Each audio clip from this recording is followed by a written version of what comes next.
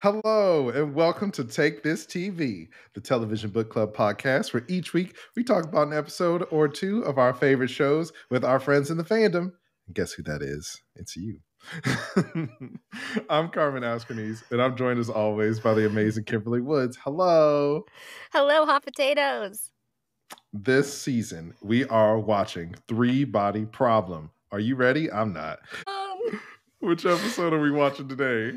Today we are on episode 1. The official Netflix description is unsettling events put a group of brilliant friends on edge as a mystery unravels with origins tracing back to China during the Cultural Revolution. Now, here we go. So first and foremost, this is a show that is adapted from the book The Three Body Problem. It's a Hugo award-winning book by Lu Xixin, and it's brought to us by the Davids, David Benioff and D.B. Weiss, who were the showrunners for Game of Thrones, as well as co-creator Alexander Wu, who has worked on shows like The Terror and True Blood. Okay. Yeah. Yep. Yeah, let's get into it, man. Let's jump in.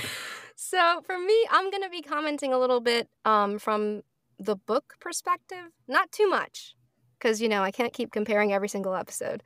But just so you know where I'm coming from, I'm about halfway through The Three Body Problem right now. Heck yeah. And I have never read the book. I recently learned about the scientific theory, the three body problem. And I watched like a TEDx video about that, a TED Ed video about that. And that's cool. I have the smallest understanding of what it is. So I'm essentially the layman coming into this. For me, right off the bat, I will say that in episode 1, the parts that were working best were the parts that were more faithfully adapted from the book, which is like the Cultural Revolution stuff, the stuff that takes place in 1960s China. Those parts were working the best for me. The newer parts where it's like in London and we have these 5 brilliant friends, that's where it deviates from the book. We don't have like 5 brilliant friends in the book, and I feel like they're all in London. We're hot. It's the everybody's got to be hot, man.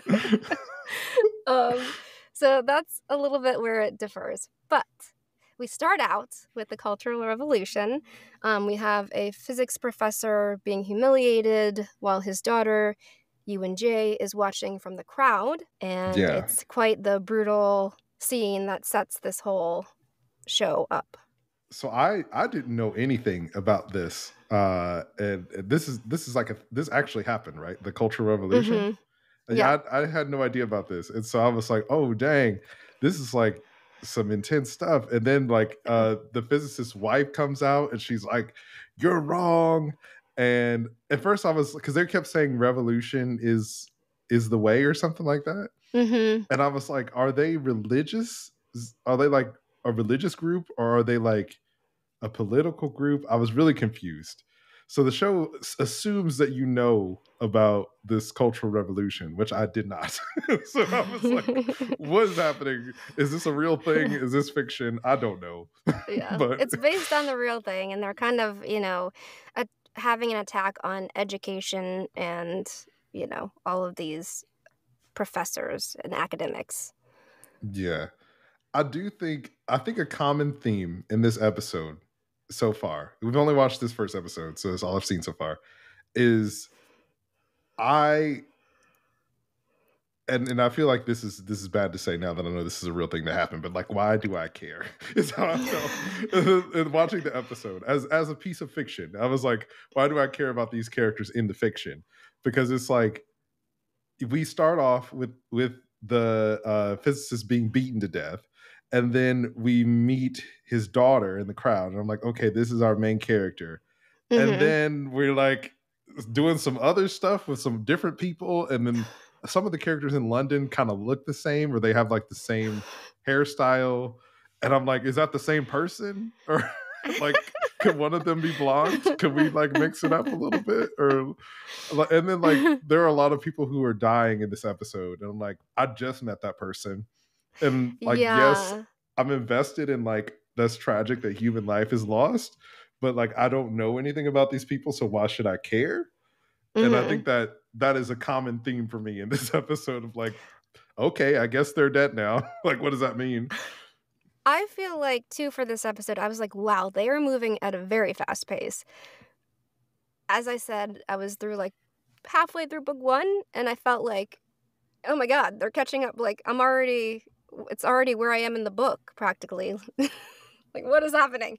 They kind of establish, as you've said, Carmen, like these murders, which, we discover that a lot of academics, a lot of people working in the physics field professionally are committing suicide, but they don't spend much time on it.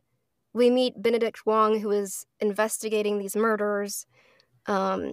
We see him like on the scene investigating one of the murders, and then at another point in the episode, he's back in his office, and we have the kind of stereotypical, cork board with, pictures up and strings connecting all of them together. And I was like, okay, this is interesting. We're not spending much time. Like, this could be a suspenseful thing, right? Like, why are these people committing suicide? I Like, mean, like, having him, like, like, so we care about, like you're saying, that we care about these professors, that we care about these people that are dying, but they move through it so quickly just to kind of, like, set it as the lay of the land. Like, this is currently what's happening. yeah, there's a lot of plot and not much character development. And like I'm trying to hold back because I know the Davids, they did Game of Thrones, and I remember like when they branched off from the source material and started doing their own stuff with Game of Thrones, everybody was like, "What?" And I mean, it's hard. I get it, but it also just to me it feels like, but if the book is great, why why change it? Why add this new stuff?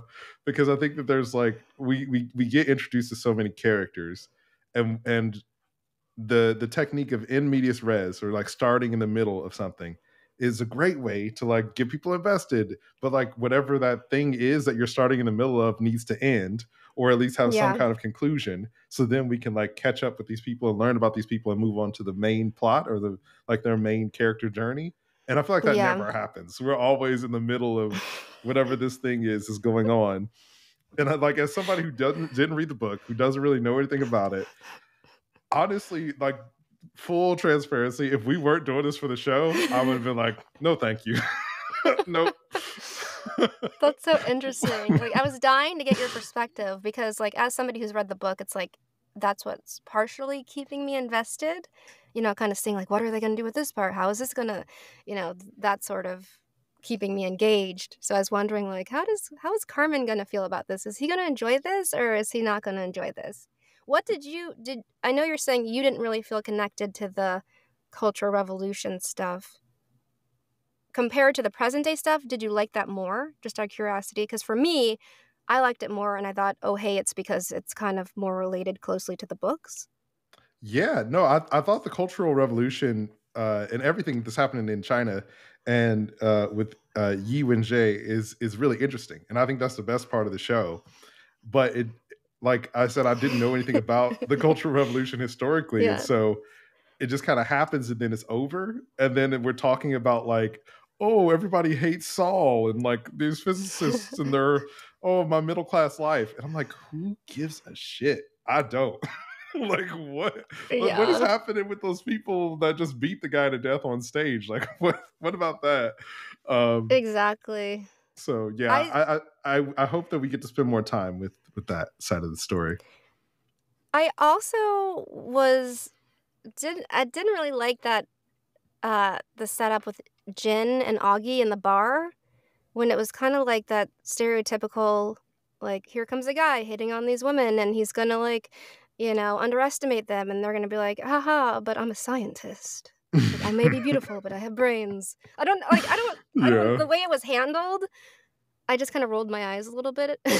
it was That's, very like, it felt like a caricature of like a character yeah, introduction, and I yeah.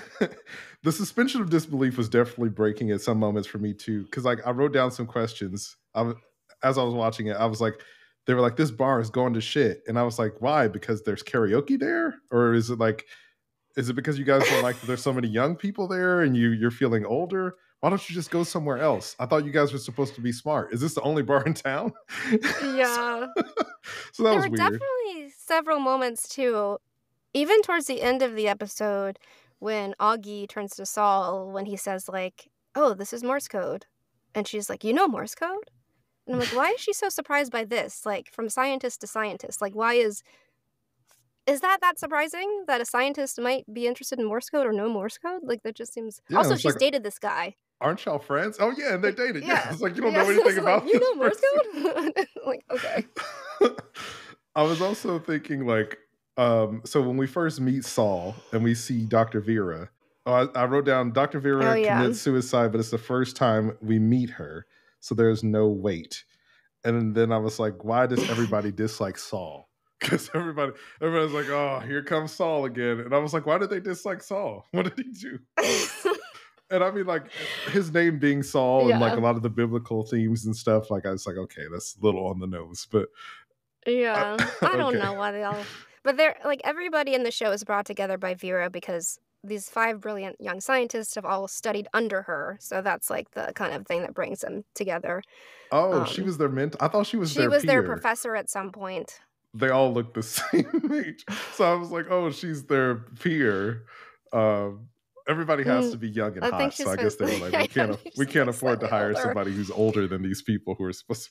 And I was like, But are what they all supposed to be in college? Or are they like grads? Like what? I mean, they're all running. It feels like they're running companies, though, which is the other, anyway, weird thing. Going back to Vera, though, it did drive me a little bit crazy. Again, like the pace at which we're going. Like, I get it. They want to like hook us at the beginning of this episode, so they're like plowing through some of this stuff. But I feel like it would land more if we knew psychologically like what is going on with these people that are committing suicide. Like, what are they so scared of? Like getting that maybe they've tried and dealt with this science, like something more so that we could understand it versus just like showing them dying. Yeah. And it's also like I think with the ensemble cast, sometimes it can be like some of the characters can be thin because there's other characters that are more important, but everybody just is really rude. And I'm like, I don't really care about any of these people because they all just kind of seem like jerks. And like even when they go to Dr. Vera's funeral, and Sam from Game of Thrones, I don't know his character's name. Yeah. He's like talking about his company and like drinking in the bathroom and teasing the other guy about Jen being there. And I guess at some point that guy and Jen dated. Oh yeah, But I'm Jack like, Rooney is his name in the episode. okay, Jack, yeah, because he has like Jack Snacks or whatever. Mm-hmm. And I'm like, but like, why do you spend time like you're a full adult? Like you're not like a college student or like your brain's fully developed. You clearly don't like these people. Why are you spending time around these people? And it's like they're all supposed to be there for Vera's funeral, but it's like all this drama with all of them happening. And it felt a little bit like Grey's Anatomy, where I'm just like, I don't care about any of these people and like all this interpersonal drama. Like I want to know what are the weird numbers that Augie's seeing. Yeah. And her friend is like, did you go see the neurologist? And she says, yeah. And Jen's like, what did he say? And she's like, oh no, it was a she. And she's like, what? I'm like, are there no women neurologists in this world? Or like, what? Also, yeah, it's yeah. There's definitely again some weird. The additions that the Davids were adding, particularly with these characters in the first episode, were not my favorite part of this. Yeah. Yeah. We're just like ragging on it. Sorry, that doesn't mean to be. I'm hoping that it gets it. Well, yeah, I do. I'm not going to talk about the next episodes, but I'm a bad book club TV member. I watched. I had a couple episodes. Oh, it's all good. I do think it gets better. But what they're showing us here, yeah, I didn't like so much.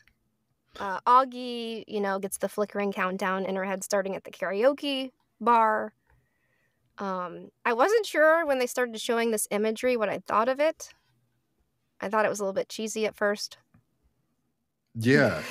With how it was like portrayed. Because I feel like they were showing like Saul looking at this graph when he was in his lab, and then we see that same like image happen, and that image like coalesces in the karaoke space, like on the screen, into these numbers. Oh, I didn't pick up on the fact that he was researching the same stuff that Augie was seeing.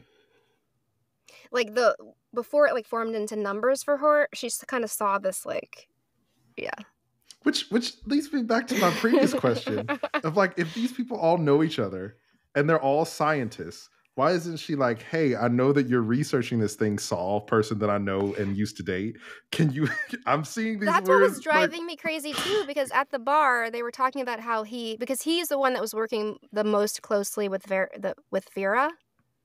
Like he was like at her laboratory, basically, yeah, and she had given up, and he was still focused on like discovering whatever the deal was with the science. So I don't know, like that fact that they don't communicate, like he calls them when they're at the karaoke bar, and then Augie doesn't answer, and Jen says something like, oh, you guys, you're so high school, or I don't know, some sort of, commentary, like you guys aren't talking again.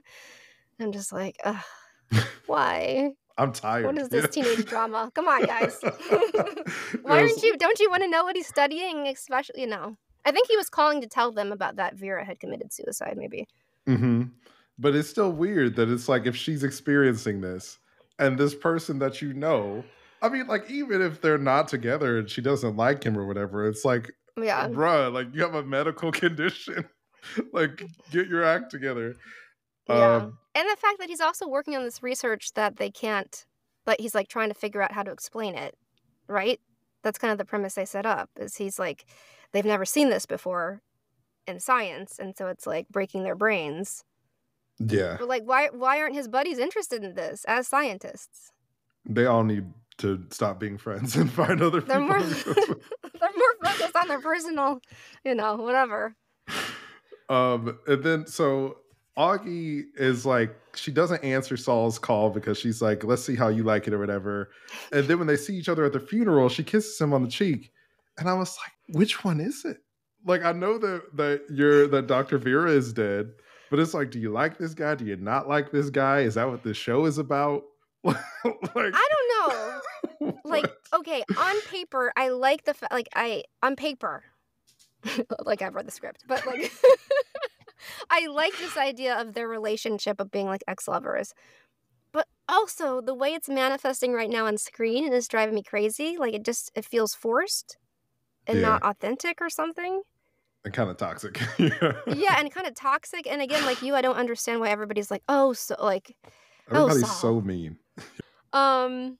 We have this scene after the funeral where Augie is visited by this woman. Cigarette girl who lights her cigarette and basically tells her to stop her work on nanoparticles, that if she stops her work, that the countdown will stop, and tells her to look up at the sky at midnight. I was so mad at that scene because I was like, well, first of all, I said LOL because I literally laughed out. I paused it because I was laughing so hard. I was like, cigarette girl comes up because like I was like, this is a freaking cartoon, because she's like, she got the cigarette all hanging out of her mouth all dumb, and I was like, nobody smokes like that. And she's like offering to light Augie's cigarette, and I was like, obviously this is an important character. And so cigarette girl, it's like, the Lord has a better way. And I was like, bro, if I had a countdown in my eyesight and I can't even see people's faces, and then somebody comes up to me and is like, the Lord has a better way, and like knows about my countdown, I'm not just gonna let them walk away. Hello, cops, friends, somebody help. I'm being like attacked by some terrorist group. Like, what the heck? And Augie's just like, what? No, come back. And I'm like, just die, and let's move on, because you're dumb. I thought you were supposed to be a scientist and smart. So anyway, I was like, Augie gives up so easy when cigarette girl walks away. The stuff in China and London feel unrelated.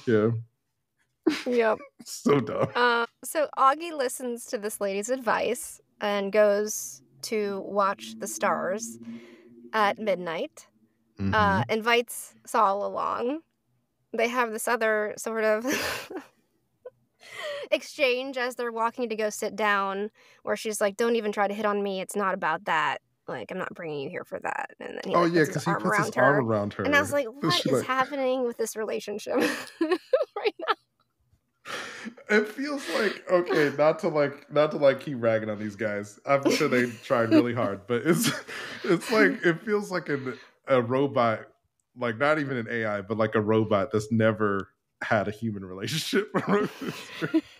It's like, what? That's not how Wait, how did they people even work interact. at all? Yeah. Anyway, I don't know. Maybe they Right were now, a one I like night the idea of stand. Yeah. I don't. It seems like more than that. It seems like they are always on and off again, according to their friends. So, I don't know. Anyway, they sit down to watch the sky. And then the stars blink out This and on reminds me of that scene and in on. Moon Knight. They wink. Spoilers for the Marvel show Moon Knight if you haven't seen it. But like the whole sky, all the stars in the sky are blinking on and off. And I was like, why? Why did Cigarette Girl make it seem like, hey, I don't know, a little star is gonna twinkle at you, and if you don't look at the sky, you're gonna miss it. Like, who's gonna miss that? I guess she was letting Augie know that this is for you, and you should like try to Yeah, figure out. yeah. Even though the whole world sees it because it's on the But news the next day. it doesn't make sense because it's like, okay, what if Augie didn't talk to Saul and she doesn't know Morse code? So how would she understand the message?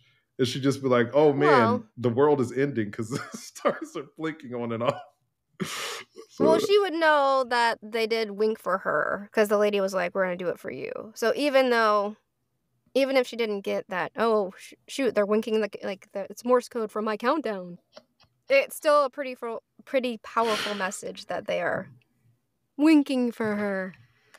I laughed so hard that happened, dude. I was like, this is so stupid. Like, and it's one of those things too where it's like everybody sees it, so it's real and it's Yeah, happening, and it's like, I guess this is an anime and they're gonna fight God at the end. Like, where do you go? but at the same time, because clearly it's on her time zone at this time, but then like, how is the whole world seeing it on other time zones? Oh yeah, when it's daytime for them. Maybe the sun is flickering on and Is it off. then midnight? Yeah, I don't know because it's on the news, like as a world event. I don't know. We also get a moment of reveal at the end here, where Jin visits Vera's mother, and we find out that Vera's mother is UNJ. Is that in the book? Yes. Oh. Yes. So that is in the book that it's slightly different because Jin isn't like, as I've said, it's like so many different characters that they've broken this into, but the main character does visit UNJ. But also from the book, I remember that being more of a nice connecting moment than what happens here. Because UNJ I is feel like it's a life very is brief a interaction. bitch. Yeah. I remembered liking those scenes in the book, and here it's just very like quick, and it's like, okay, we've learned, okay, she's made it off the base, and it's her way of like telling like, hey, here's a VR video game. Here's the helmet that Vera was playing with, which I don't think that's how it happens in the book. I don't think UNJ gives the actual helmet. And also it's not a helmet in the book, it's a VR suit. A VR suit. Oh, okay. Yeah. So this helmet thing is new. So. Okay. I did want to point out that before that we did see that UNJ was in a labor camp. Was that because we do have that scene where we see after her father is murdered and she's on the stage with his body and the guards kind of walk over? Is that why she was in the labor camp? Mm-hmm. Okay, because I was just I think so. why? Well, there's because she's sent away too as being associated with, plus she's also a scientist herself. Okay. Because there were some people that she was with in the crowd and they were like, no, don't go up there or whatever, trying to hold her back. And then she's by herself. And I was like, what happened to those people? Were they just like, oh, we don't care anymore. Go get yourself killed. I got work to do. Maybe they only stuck around for so long. Yeah, but it's like, what? Like, why even be there in the first place? So yeah, that was weird. But then she meets somebody at this camp. This reporter. He's a reporter. And as soon as he walked up And she was like, I don't have anything to say to the press. And he's like, oh, I'm not here for that. And I was like, he's gonna do something shady. This guy, he's a little worm. You can't trust him. And sure enough, he gives her some book that she's not supposed to have. He like gives her the Bible or something, and then they like speed run their romance. And after they spend the night together, she gets caught having it, and then they put her in jail for an unbeknownst amount of time, and then they like torture her by throwing water on her in the freezing jail in the winter. And I was like, what is happening in this show? Like, there's one person who is her whole family is destroyed. Her father was murdered. Her mom's a traitor. She's in jail. She's being tortured. She was catfished by some guy who like got her sent to jail. Her life is over. And on the other side of the world, there's this quirky girl named Augie who likes to smoke cigs and hang out with her stupid scientist friends. And I'm like, what is happening? Am I supposed to care about Augie? There's a lady in jail. They said they're going to frame her for being an enemy of the state. Why do I care about Augie and Saul's relationship? I was like, what is this show, dude? Anyway, it's so funny. It's so funny. And somebody wrote this and was dead ass serious. Like, this is it, guys. This is the shit right here. Oh man. Those scenes are so good because the scenes in China, which, you know, by the way, the whole book took place in China, so we don't have the London thing. But anyway, it's adapted for an international audience. I get it. The scenes in the jail, we see Yu and Jay's like strength because she's given an out, but it's basically like similar to her mother. It's like, hey, if you say that all of this is false, you know, then you know, we'll let you go. And she's like, I'm not doing that. Yeah, honorable. So, I was like, yeah, she's awesome. Yeah, so I love that. But ultimately, they decide that they need her smarts, so they let her go to the Red Coast base. Which these scenes, Carmen, are kind of exactly like I pictured them in the book, like this like mountaintop thing with the satellite. It was like, oh my god, like this is so close to how I envisioned this. It was really cool to see that portrayed on screen. Heck yeah. And so, you know, we're wondering, like, what is she doing? This is top secret. And we don't find out until the end of the episode because they intercut it with the blinking stars here, what exactly this base is. They're trying to communicate with God or whoever's out there. Yeah. with Thanos. Oh, I did also laugh out loud when Jen is talking to older Yu and Jay, and she's like, "Did Vera do anything strange?" And she's like, "She played video games."